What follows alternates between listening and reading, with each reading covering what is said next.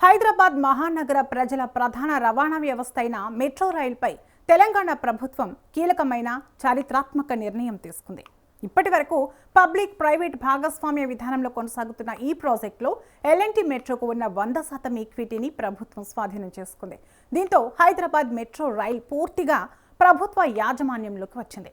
ఈ యాజమాన్య మార్పులో భాగంగా మెట్రో నిర్వహణ కోసం ప్రభుత్వం కొత్త బోర్డ్ ఆఫ్ డైరెక్టర్లను ఏర్పాటు చేస్తూ అధికారిక ఉత్తర్వులు జారీ చేసింది.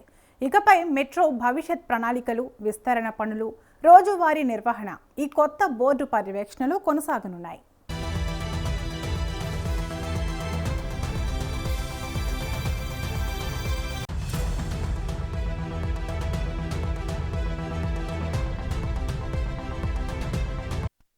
మెట్రోను మరింత లాభదాయకంగా మార్చడం, రెండో దశ విస్తరణ పనులను వేగవంతం చేయడం ఆయన ప్రధాన దృష్టి కానుంది. ఈ నిర్ణయంతో ఎల్ఎన్టీ సంస్థ ఎదుర్కొంటున్న ఆర్థిక సమస్యలు, రాయితీలకు సంబంధించిన వివాదాలు ముగిసే అవకాశం ఉందని భావిస్తున్నారు.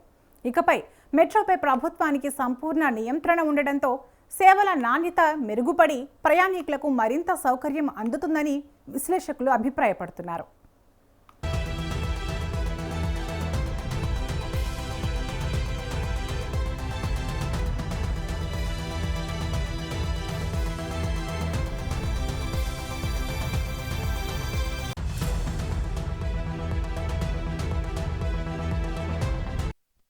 ఎల్ఎన్టీ మెట్రోపై 100% ఈక్విటీ ప్రభుత్వానికి బదిలీ అయింది.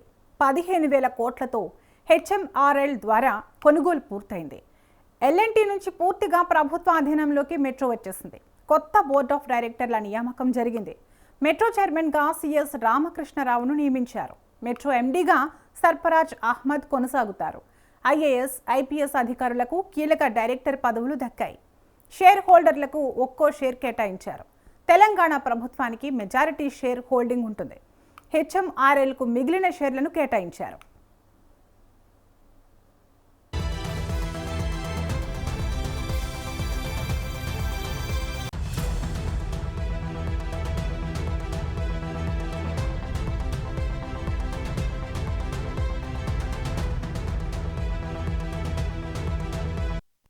కాగా ఎల్ఎన్టీకి చెందిన 100% ఈక్విటీ వాటాను కొనుగోలు చేసేందుకు తెలంగాణ పురపాలక పట్టణాభివృద్ధి శాఖ శుక్రవారం జీవో నెంబర్ 127ను విడుదల చేసిన విషయం తెలిసిందే. మెట్రోను టేక్ ఓవర్ చేసుకునేందుకు ఆర్థిక, పరిపాలనాపరమైన అంశాలకు ఆమోదముద్ర వేసింది. నిజానికి ఈ ఏడాది మార్చి 30 నాటికే టేక్ ఓవర్ ప్రక్రియను పూర్తి చేయాలని ప్రభుత్వం భావించింది. అయితే పలు అంశాలు కుదరకపోవడంతో ఆలస్యం జరిగింది. హైదరాబాద్ మెట్రో రైళ్ల సర్వీసులు 2017 నవంబర్లో ప్రారంభమయ్యాయి. అయితే ఎల్ఎన్టీకి అప్పటి నుంచి నష్టాలే ఎదురవుతున్నాయి. చివరకు మెట్రో రైళ్లను నడపలేమని ఎల్ఎన్టీ చెప్పేసింది.